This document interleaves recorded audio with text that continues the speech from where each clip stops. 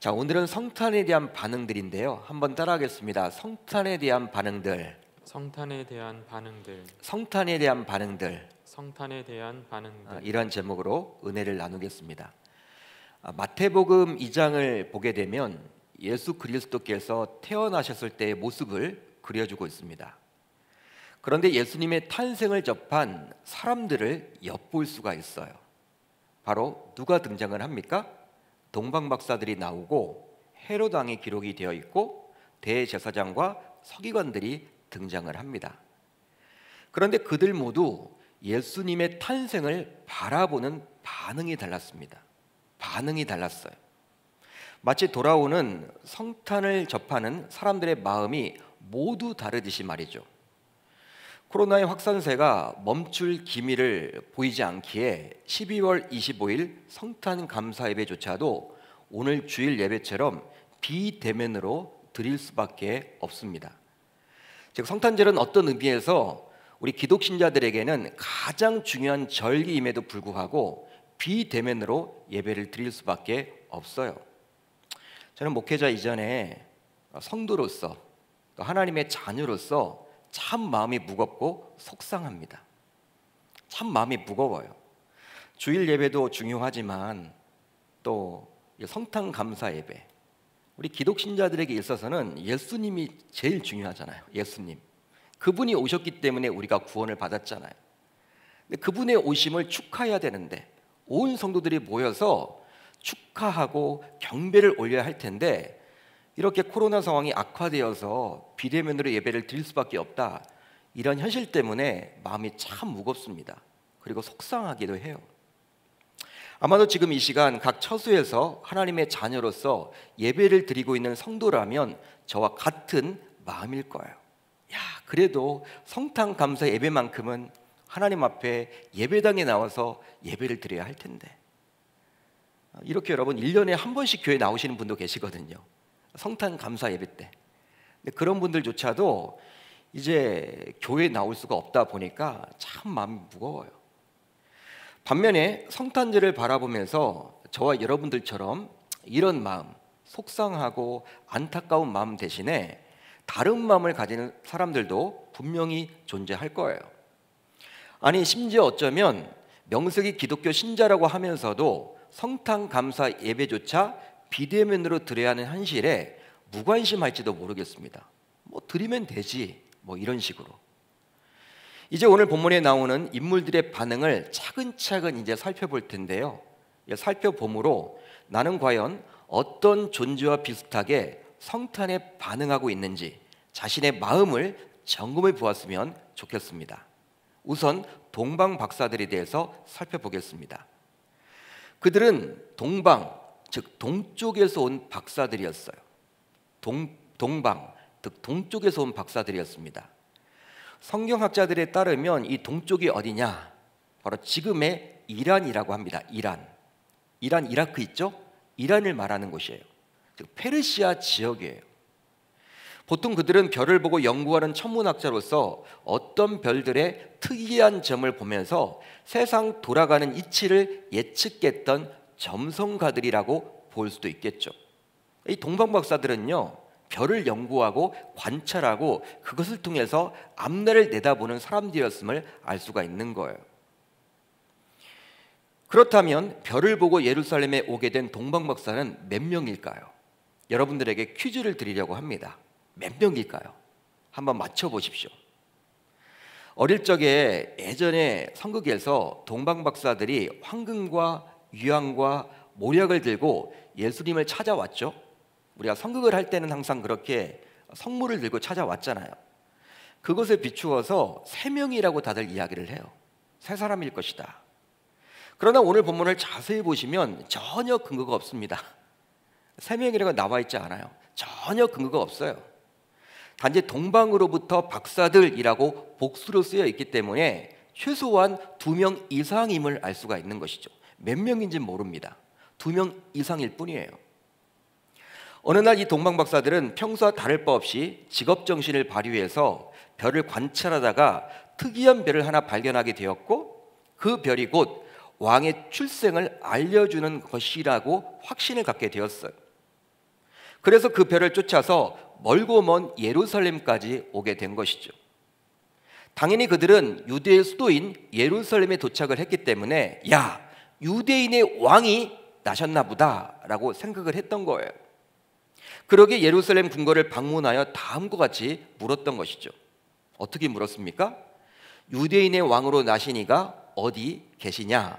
우리가 동방에서 그의 별을 보고 그에게 경배하러 왔노라 하니. 이들, 즉 동방박사들은 유대인의 왕이 태어났다고 확신을 가졌어요. 확신했던 거예요. 그러기에 이렇게 물을 수가 있었던 것이죠. 유대인의 왕으로 나신 이가 어디 계시냐라고 물을 수 있었던 거예요. 확신이 없었다면 이렇게 물을 수가 없는 것이죠.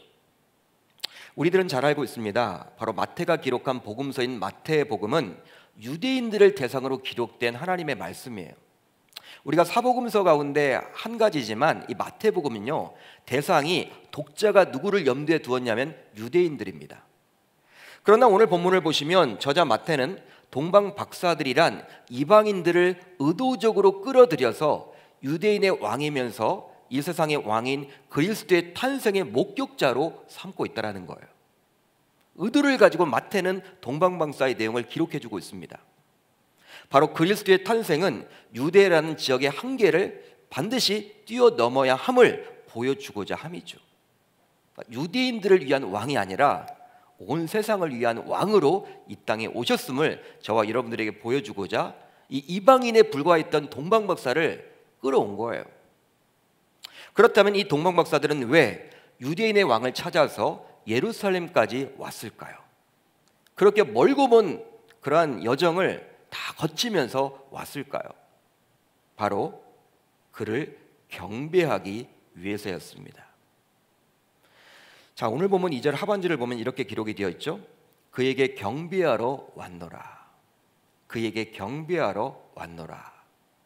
따라서 그리스도는 이방인이었던 동방 박사들에게서 경배를 받을 존재라고 마태는 보여주고 있습니다.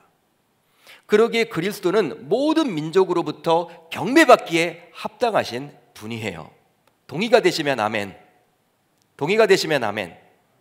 그러니까 유대인의 왕뿐만 아니라 유대인들에게만 왕으로서 오신 것이 아니라 모든 백성들, 모든 이 세상 사람들에게서 이렇게 경배를 받기 위해서 이 땅에 오셨다는 거예요. 그렇습니다. 동방박사들이 아기 예수를 찾아온 목적은 오로지 경배하기 위한 목적이었어요. 다른 것은 아닙니다. 다른 이유가 아니에요. 오로지 경배하기 위한 목적이었어요. 그러기에 하물며 하나님의 자녀로서 우리들이 예수를 믿는 목적 또한 오직 예수를 경배하기 위해서야 할 줄 믿습니다. 즉 어떤 다른 목적이 되어서는 곤란하겠죠. 물론 처음 신앙생활을 할 때에는요, 뭔가 다른 이유 때문에 시작할 수도 있습니다. 우리 주변에 보더라도 처음 신앙생활을 할 때는요, 경배하기 위한 목적보다는 뭐 어떤 자신의 유익을 위해서 신앙생활을 시작하신 분들도 있을지 모르겠어요. 처음은 그럴 수도 있습니다. 그렇지만 어느 정도 신앙생활을 해왔음에도 불구하고 마치 처음 신앙생활을 하는 초신자처럼 자신의 유익만을 위해서 신앙생활을 해나간다면 그것은 바른 신앙의 모습이 결코 아님을 오늘 이 말씀을 통해서 알 수 있는 것이죠. 오늘 말씀을 통해서 알 수 있는 거예요. 그렇다면요, 경배하다라는 의미는 무엇일까요? 경배하다. 동방박사들은 지금 경배하기 위해서 그 먼 거리를 달려왔는데 경배하다라는 것은 뭘까요? 여러분 무엇이라고 생각을 하십니까? 단순히 예수께 공경의 마음을 표시하러 온 것이 아니라 원어를 보게 되면 알 수가 있습니다. 헬라 원어를 보게 되면 프로스케네오라는 단어를 쓰는데 이 프로스케네오라는 단어는 바로 예배하다라는 뜻이에요. 예배하다. 그래서일까요? 요한복음 4장을 보게 되면 예수님께서 수가성 여인을 만납니다. 수가성 여인을 만나면서 이 예배에 대한 이야기를 하죠. 하나님께 예배를 드린다, 예배를 한다, 이런 것들이 나오는데 예배한다라는 단어를 쓸 때 이 프로스케네오, 이 단어를 쓰고 있다라는 거예요.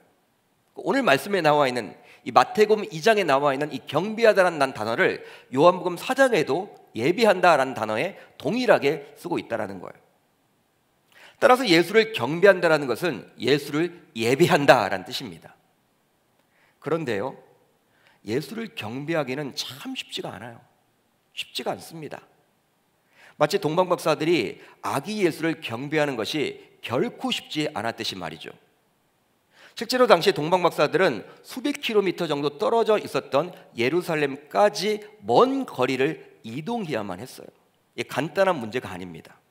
우리들은 지금 이렇게 마태복음 2장을 통해서 쉽게 읽어 내려가지만 우리가 동방박사라면요 고생을 해서 온 거예요. 지금처럼 교통이 발달한 시대가 아니죠. 2000년 전입니다. 예? 지금처럼 뭐 비행기가 있지 않잖아요. 고속철도가 있지 않습니다. 말을 타거나 낙타를 타고 오랜 기간 동안 여러 사막도 건너야 하고요. 물이 없어서 힘들어지는 경우들도 경험해야 되고 어떤 위기를 만날 수도 있는 그런 여러 것들을 경험하면서 찾아온 거예요.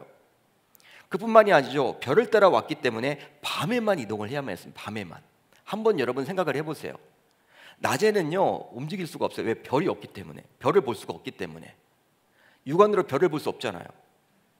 그렇기 때문에 밤에만 이동을 해야 돼. 밤에만. 일상생활은 거의 불가능한 것이죠. 그렇게 한마디로 상당한 대가와 희생을 치루어야만 했던 거예요. 그렇지만 그들에게 있어서 거리는 문제가 되지 않았습니다. 이 거리 자체는 문제가 되지 않았다는 거예요. 그보다는 왕을 만나서 경배하겠다라는 갈망이 더 컸던 것이죠. 실제로 은혜를 사모하는 분들에게 있어서 거리는 더 이상 문제가 되지 않습니다. 거리는 문제가 되지 않아요.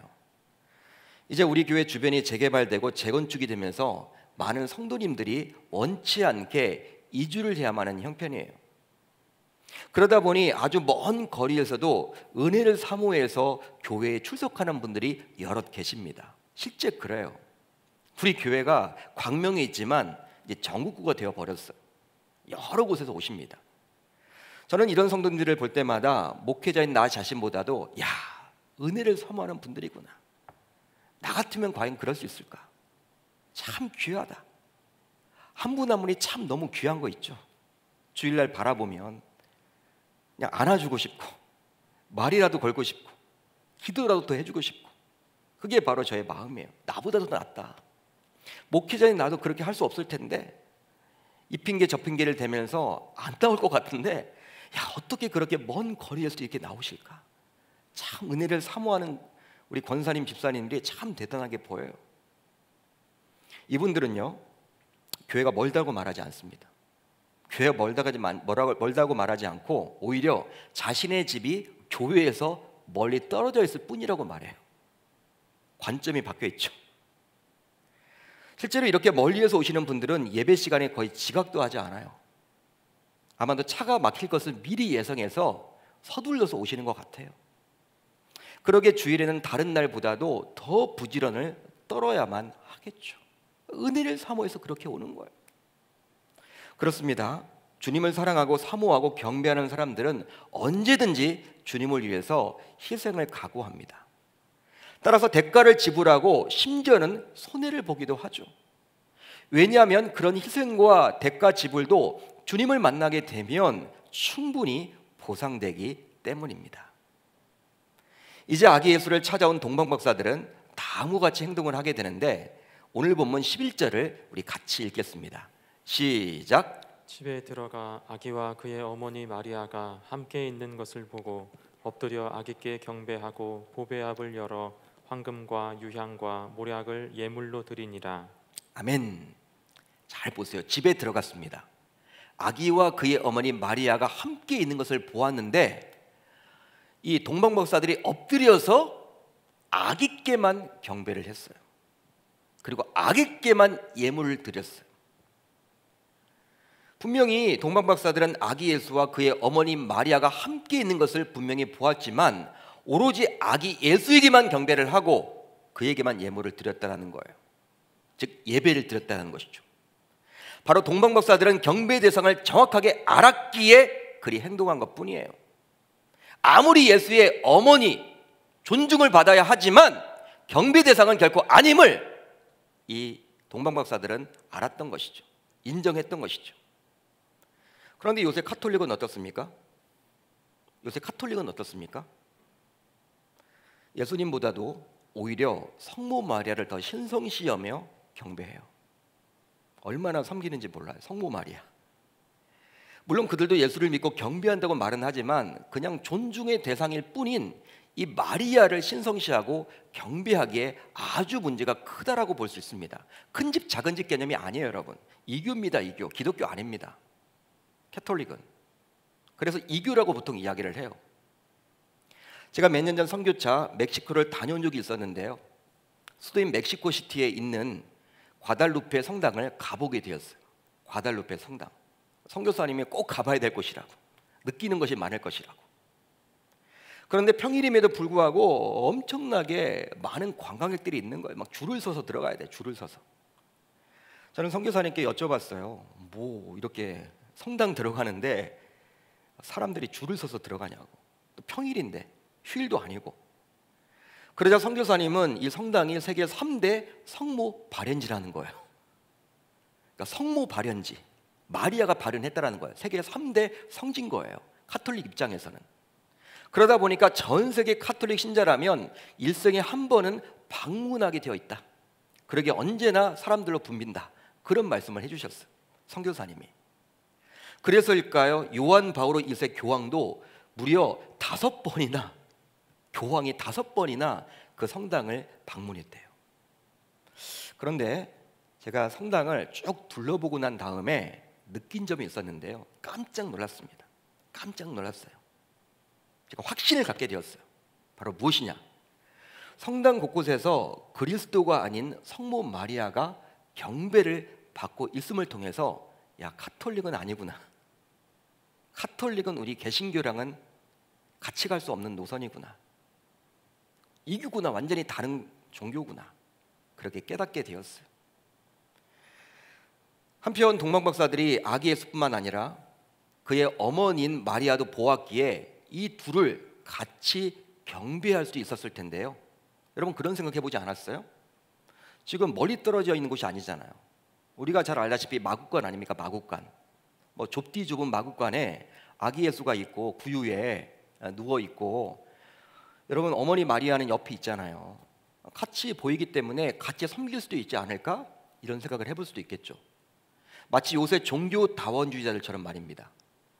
뭐로 가도 진리에만 도달하면 된다는 논리로 예수를 믿으면서도 부처도 섬기고 알라도 섬기는, 즉 타 종교에도 구원이 있다고 여기며 같이 섬기는 것처럼 말이죠. 또 예수를 경배하면서도 예수만이 아닌 돈도 같이 경배하고 자녀도 같이 경배하고 세상 가치관을 그대로 경배하는 것처럼 말입니다. 그런데요, 이방인이었지만, 유대인도 아닌 이방인이었지만 이 동방 박사들은 마리아를 제외하고 오로지 아기 예수에게만 경배를 드렸다라는 사실입니다. 할렐루야, 할렐루야.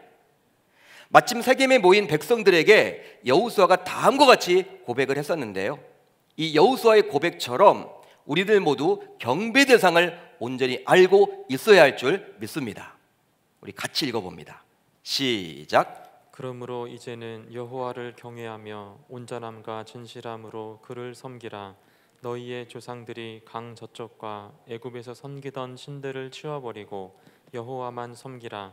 만일 여호와를 섬기는 것이 너희에게 좋지 않게 보이거든 너희 조상들이 강 저쪽에서 섬기던 신들이든지 또는 너희가 거주하는 땅에 있는 아모리 족속의 신들이든지 너희가 섬길 자를 오늘 택하라. 오직 나와 내 집은 여호와를 섬기겠노라 하니. 아멘. 여호수아의 고백이에요. 여호와만 섬기라.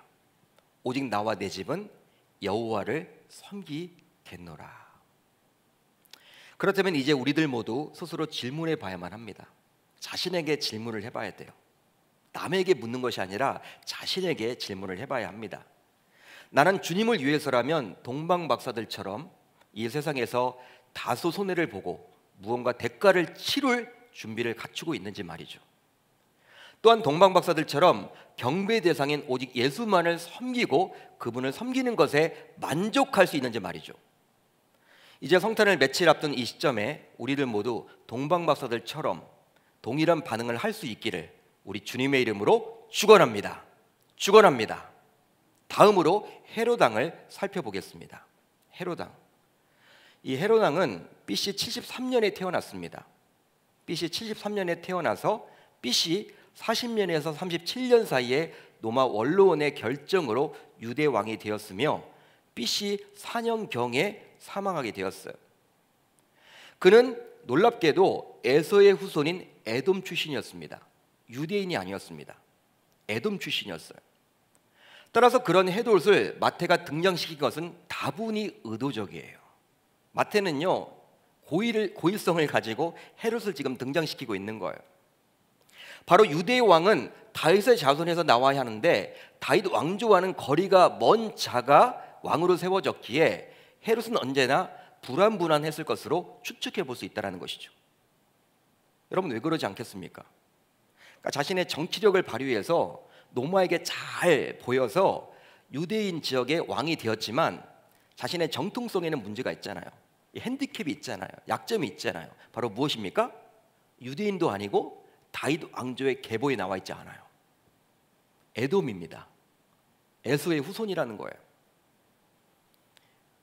그러기에 항상 주변의 상황에 이 헤롯은요, 민감하게 반응할 수밖에 없었어요. 어떤 주변에서 큰 소리만 나도요, 구테타가 일어나지 않았나, 놀라 자빠질 그런 지경이겠죠. 항상 여러분 불안한 거예요. 예민하게 반응할 수밖에 없는 거예요. 쉽게 말하면 왕위에 올라 있지만 항상 불안하며 마음에 동요가 생겼습니다. 항상 불안하며 안정이 되어 있지 못한 상태였음을 알 수가 있겠죠. 그래서일까요? 헤롯은 다소 사이코적인 모습을 보이기도 해서 자신의 왕에 해가 된다고 생각이 들면 무자비하게 칼을 들었습니다. 이러다 보니 헤롯에게 당한 인물이 한둘이 아니었으며 그의 가족들조차도 처참하게 처형당하곤 했죠. 살펴보면요, 유대 문헌을 살펴보게 되면 아내도 죽였습니다. 여러분, 아내를 죽였어요. 그뿐만이 아니라 처남도 죽입니다. 그뿐만이 아니라 장모도 죽여요. 심지어는 자신의 두 아들까지도 죽였어요. 아들을 죽일 수 있겠어요? 아들을? 근데 자신의 왕위에 걸림돌이 된다고 하면요, 죽여버리는 거예요. 이렇게 잔인한 왕이 바로 헤롯이었습니다. 그러게 동방박사들을 통해서 듣게 된 소식, 즉 무엇이었습니까? 유대인의 왕이 태어났다라는 이야기는 그를 더욱더 예민하게 만들었던 것이죠. 예민할 수밖에 없도록 만들었던 거예요. 야, 유대인의 왕이 났다. 그럼 나는 뭐지? 자신의 왕위를 빼앗길까 봐 두려웠던 거예요. 즉 그의 내면을 뒤흔들어 놓았습니다. 이렇게 예민해진 헤롯은 이제 다음과 같이 행동을 하게 되는데요. 헤롯 왕과 온 예루살렘이 듣고 소동한지라. 소동했다고 나와 있어요. 이런 행동을 합니다. 헤롯이. 여기에 나와 있는 소동하다라는 단어는 헬라어 원어로 타라소라는 단어입니다. 타라소. 이것은 무엇이냐? 마음이 심히 동요하여 공포 가운데 발칵 뒤집힌 거예요. 한마디로 마음에 큰 폭풍이 임하듯이 혼란스럽게 된 것이죠. 그렇다면 왜 아기 예수의 소식을 듣게 된 헤롯은 이런 반응을 보였을까요? 여러분, 아기 예수가 태어났다. 여러분, 이런 반응을 왜 보여야만 했을까요? 이 헤롯 왕이 바로 두려움 때문이죠. 두려움 때문입니다. 여러분, 진짜 앞에서는요, 가짜는 힘을 쓸 수가 없다고 합니다. 짝퉁만을 놓고 팔 때는 그것이 잘 팔려요.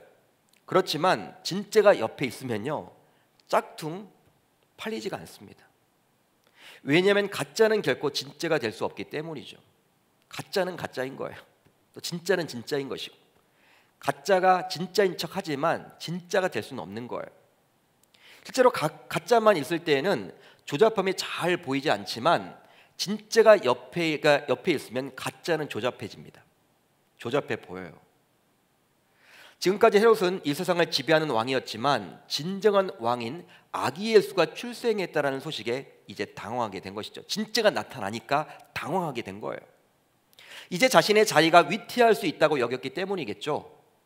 그러다 보니 감당할 수 없는 두려움이 임하게 되었고 그 두려움으로 인해서 소동하는 반응까지 보이게 된 거예요. 소동까지 하게 된 거예요. 마음에 동요심이 막 생기게 된 거예요. 감당이 안 되는 것이죠.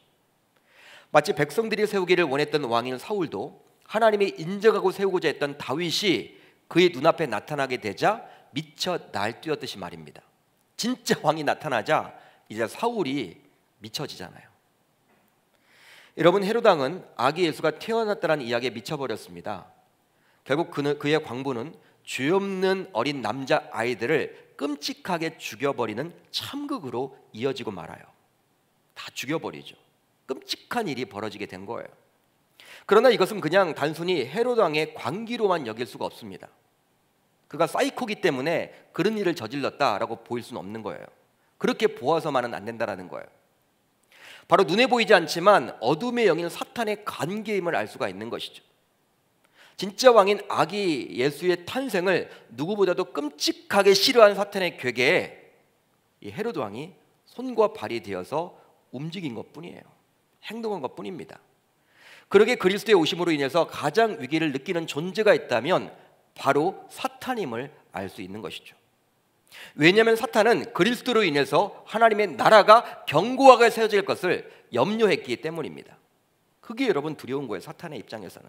예수님이 이 땅에 오심으로 이제 하나님 나라가 더욱더 확장되면서 견고해질까 봐 그것이 두려운 나머지 어떻게 해서든지 죽이려고 하는 것이죠. 그래서일까요? 어떻게 해서든지 사탄은 사람의 마음속에서 그리스도의 오심을 잊게 하려고 합니다. 잊게 하려고 해요. 이런 사탄의 관계에 물든 세상은 성탄절을 맞이하면서도 그리스도의 색채를 지우려고 야단이죠. 여러분, 성탄절은요, 여러분 누가 주인공입니까? 성탄절의 주인공은 누구예요? 예수 그리스도입니다. 세상에 나가보세요. 성탄 주인공이 다 자신이 되어 있어요. 예수 그리스도가 주인공인데 그분이 경배를 받아야 하는데 성탄 시즌이라고 해서 본인들이 여러분 영광을 받으려고 합니다. 본인들이 왕이 되어 있는 거예요. 세상의 분위기를 그렇게 자꾸 만들어가요.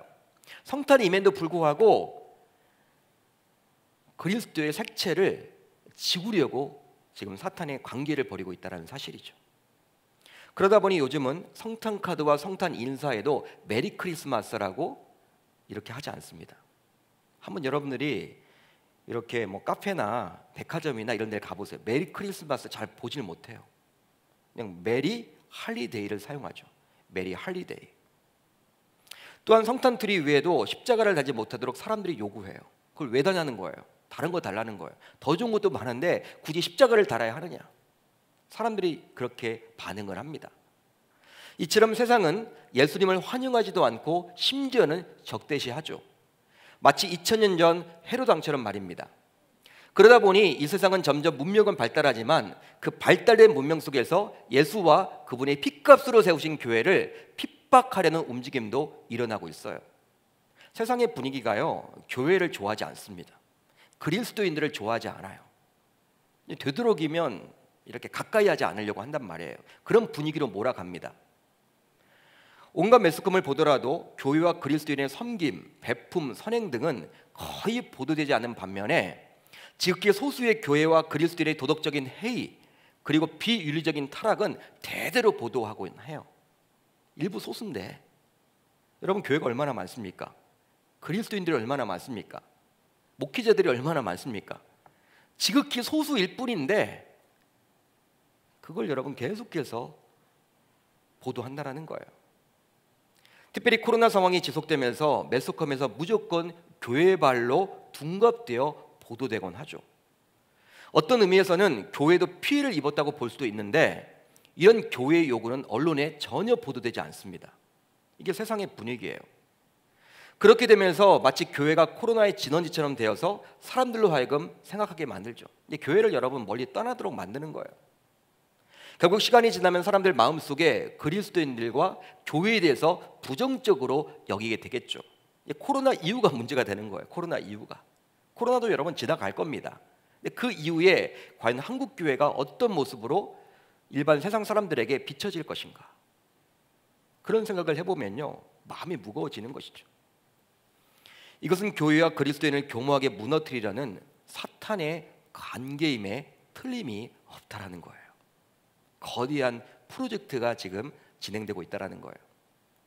따라서 이런 세상을 살아가고 있는 우리 기독신자들은 영적으로 깨어 무장함으로 무조건 그런 세상의 반응을 당연하게 여기며 동조하기보다는 오히려 주님께서 주신 지혜로 잘 대처해 나가야 할 줄 우리 주님의 이름으로 축원합니다.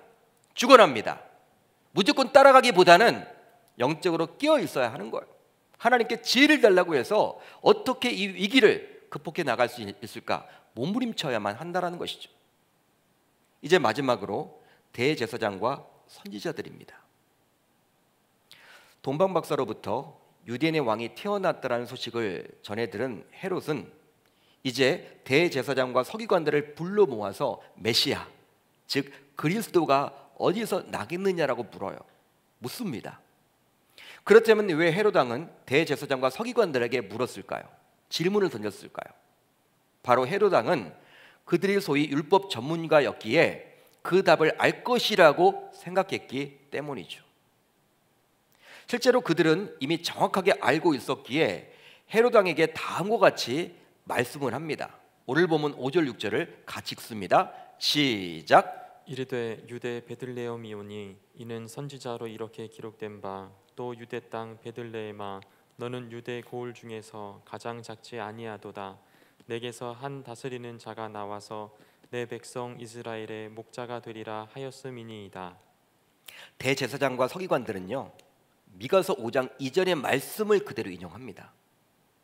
미가 선지자는 그리스도가 오시기 전 약 800년 전의 선지자였어요.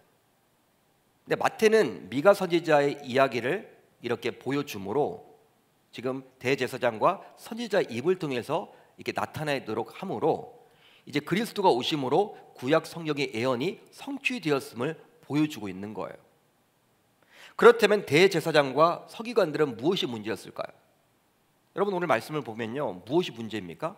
그들의 문제는 무엇이었습니까? 바로 구약의 예언이 실행되고 있음을 알고는 있었지만 그것뿐이었어요. 그것뿐이었습니다. 뭐라 할까요?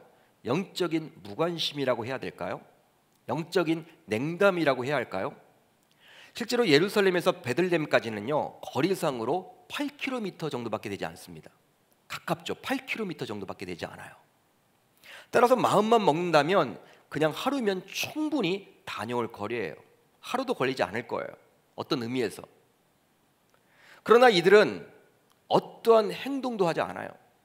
가서 이제 베들레헴에서 메시아가 나온다, 이런 미가 선지자의 말씀을 알고 있잖아요. 이런 예언을 알고 있단 말이에요. 이런 예언서의 말씀을 알고 있기 때문에 이제 물어보니 지금 동방에서 박사들이 와서 유대인의 왕이 나왔다라고 이야기를 하고 있고, 지금 헤롯 왕도 지금 소동이 되었잖아요, 마음속에. 그걸 듣고 나서 그런 상황이기 때문에 대제사장과 서기관들이 가까운 거리니까 직접 가서 예수가 나왔는지 메시아가 오셨는지를 확인할 수 있었단 말이에요. 충분히 가능했겠죠. 가서 보면 되잖아요, 가까운 거리니까. 그러나 이들은 어떠한 행동도 하지 않아요. 그냥 평상시대로 그 자리에 머물러 있을 뿐입니다. 아기 예수의 탄생 소식에 헤롯 왕은 소동하고 있고 수백 킬로미터를 달려온 동방 박사들도 있었지만 어느 누구보다도 아기 예수의 탄생 소식을 잘 알고 있다라고 자부했던 이 대제사장과 서기관들은 그냥 아무런 반응도 하고 있지 않아요. 그냥 그 자리에 머물러 있는 거예요.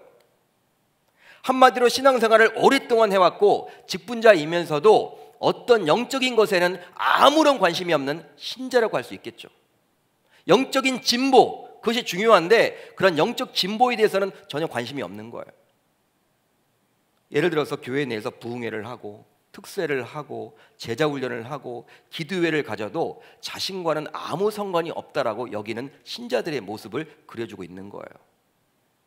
물론 구원의 확신도 가지고 있고 성경적인 지식도 어느 정도 가지고 있지만 더 이상 영적으로 진보하려고 하지 않습니다. 그냥 현재에 만족하는 신앙인의 모습이라 해야 될까요? 즉 종교 생활을 하는 자들이라고 감히 말할 수 있겠죠. 종교 생활을 하는 자들의 종교인들의 종교인들. 교회 내에서도 누가 땅을 사서 부자가 되었고 누가 주식 투자를 해서 정말 많은 돈을 벌었고 누구 아들이 이번에 소위 명문대에 입학했다라는 것 관심을 가지면서 부러워하면서도 소위 누가 큰 은혜를 받았으며 누가 영적 체험을 했는지에 대해서는 아무런 관심을 기울이지 않는 자라고 여길 수 있겠죠. 쉽게 말하면 영적인 갈망이 전혀 없는 신자의 모습을 보여주고 있는 거예요. 오늘 본문에 나와 있는 대제사장과 서기관들이 바로 그런 자들입니다. 여러분, 이제 우리 스스로에게 질문을 던져보았으면 합니다. 바로 오늘 우리 안에는 이런 영적인 갈망이 있습니까? 또 그리스도에 대한 목마름을 가지고 있습니까? 이런 질문에 예라고 대답을 할 수 없다면 오늘 본문에 나오는 대제사장과 서기관들의 반응과 별반 다를 바가 없음을 알 수 있는 것이죠. 그렇습니다. 누구보다도 가장 먼저 아기 예수의 탄생을 축하하고 경배해야 할 대제사장과 서기관들은 아기 예수의 탄생 소식에 아무런 반응을 하고 있지 않아요. 실제 이런 모습이 지금 현재 나의 모습은 아닙니까? 이제 돌아오는 금요일은 성탄절인데 나를 구원하기 위해서 이 땅에 예수 그리스도가 아기의 몸을 입고 이 땅에 오셨는데, 그런 성탄절을 생각하면서도 아무런 반응이 없으세요, 여러분? 당시 유대인들이 구원받을 수 없는 존재라고 멸시했던 이방인인 동방박사들은 그렇게 먼 거리를 달려와서 아기 예수께 경배했지만, 정작 유대인들의 대표라고 말할 수 있는 대제사장과 서기관들은 어떠한 반응도 보이지 않고 있어요. 마태는 저와 여러분들에게 그것을 지금 고발하고 있는 것이죠. 고발하고 있는 거예요. 야, 유대인들의 모습을 봐라. 진짜 왕이신 예수 그리스도가 왔는데 그걸 꾸짖고 있는 거예요.